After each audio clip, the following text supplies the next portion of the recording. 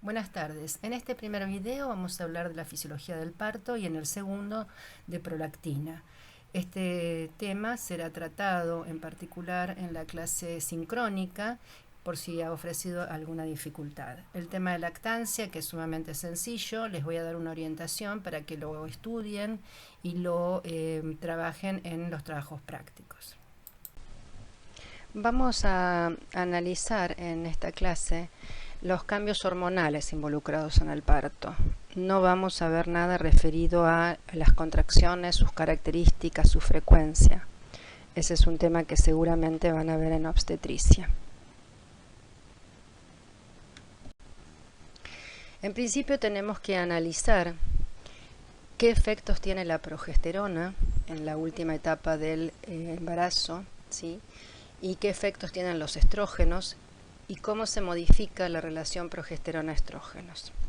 La progesterona mantiene el cuello uterino cerrado, inhibe la síntesis y secreción de prostaglandinas, que como sabemos van a participar junto con la oxitocina en provocar la contracción del miometrio.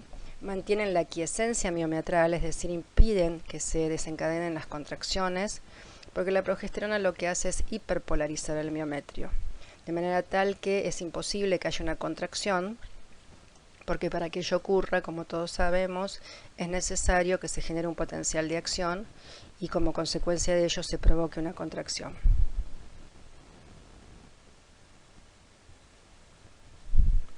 Los estrógenos, por su parte, favorecen la excitabilidad de las células miometriales y estimulan la síntesis y secreción de prostaglandinas. Un efecto muy importante es que sensibilizan al útero a la acción de oxitocina, es decir, aumenta el número de receptores a oxitocina en el miometrio. O sea, los estrógenos preparan el miometrio para que la oxitocina, cuando se libera en cantidades importantes en el momento del parto, pueda ejercer su efecto. De manera tal que si analizamos la relación progesterona-estrógenos, esta se va a ver modificada. ¿Y de qué manera? Bueno, la progesterona disminuye y los estrógenos aumentan. Quiere decir que la relación progesterona-estrógenos tiende a disminuir.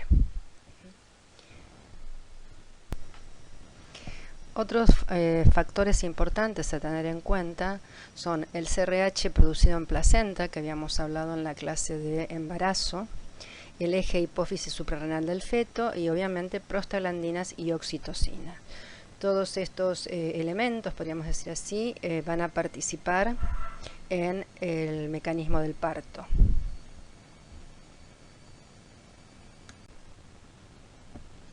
Bueno, aquí vamos a ver cómo se inicia el mecanismo de parto. En el panel superior tenemos representado el feto, en la parte media la placenta y en la parte inferior el compartimento uterino, el miometrio uterino. A nivel de la placenta, allí está remarcado el CRH placentario. Este CRH placentario sería el que inicia todo el mecanismo del parto. Este CRH va a actuar a nivel del feto, de la hipófisis fetal, estimulando la producción de ACTH y estimulando a su vez a la suprarrenal, la cual produce cortisol.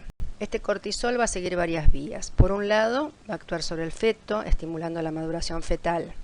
Recuerden que cuando hay un nacimiento de un prematuro, lo primero que hay que tener en cuenta es la maduración del pulmón. Por eso muchas veces hay que administrar corticoides para provocar esa maduración pulmonar. También este cortisol va a ejercer efectos sobre el metabolismo a nivel de hígado, con incremento en los niveles de glucógeno, gluconeogénesis. Por otra parte, este cortisol generado a nivel fetal va a pasar al compartimento placentario y va a tener dos efectos. Por un lado, va a poder convertirse en estradiol, que es fundamental, como vimos antes, y el cortisol, parte del cortisol, no se transforma, sino que va directamente a estimular a CRH, contrariamente a lo que veíamos en el eje. Acá no estamos hablando de un eje hipotálamo hipófiso suprarrenal placentario, digamos, es una situación distinta. Entonces tenemos por un lado cortisol estimulando al CRH y por otro lado el cortisol que se transforma en dihidroepiandrosterona y de allí se transforma en estradiol. ¿Qué hace el CRH estimulado por cortisol y el estradiol? Ambos estimulan la síntesis de prostaglandinas. Contribuyen al pool de prostaglandinas también las prostaglandinas provenientes de las membranas fetales. Estas prostaglandinas sintetizadas a nivel de la placenta y presentes en las membranas fetales pasan obviamente al compartimento del miometrio uterino, donde se las necesita para poder participar junto con la oxitocina, que proviene de la neurohipófisis, ¿sí? Esa oxitocina proveniente de la neurohipófisis va a poder unirse a los receptores de oxitocina que habían sido estimulados por el estradiol. Entonces de allí vemos los efectos del estradiol incrementando los receptores de oxitocina para que esta oxitocina producida por la neurohipófisis, ¿sí?, de la madre actúen sobre el miometrio. Bueno, y el estradiol también tiene efectos sobre la actina y la miosina.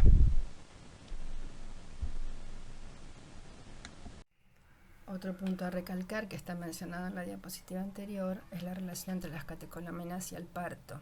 Y en este sentido, tanto los estrógenos como la progesterona juegan un rol importante.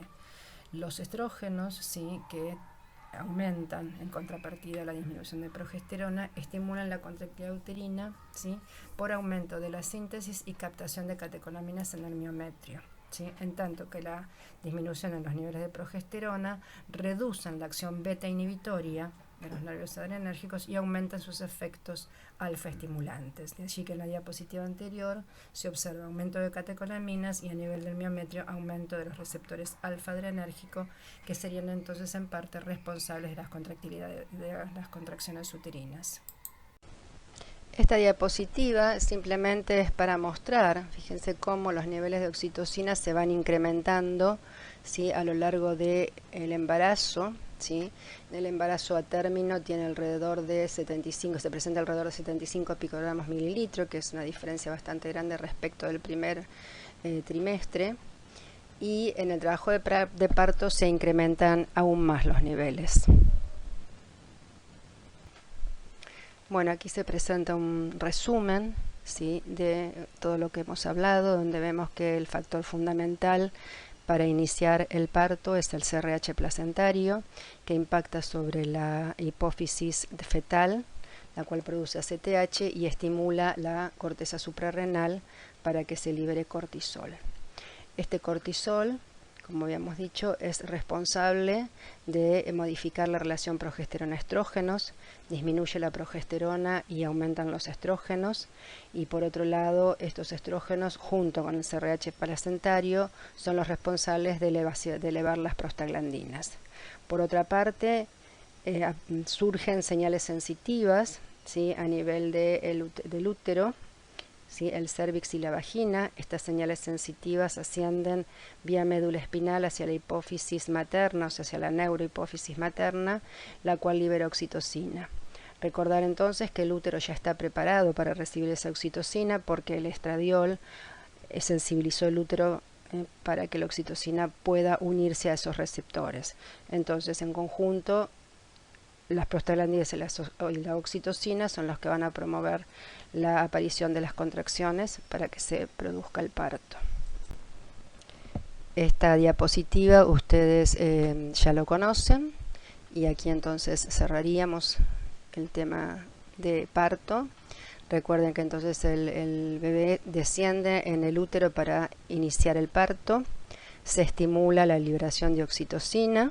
Esta causa contracciones uterinas, ¿sí?, empujan al bebé contra el cérvix, ¿sí?, causa la dilatación y tenemos un círculo vicioso, podríamos decir así, que finaliza cuando se produce el nacimiento. Ahí se interrumpe este ciclo.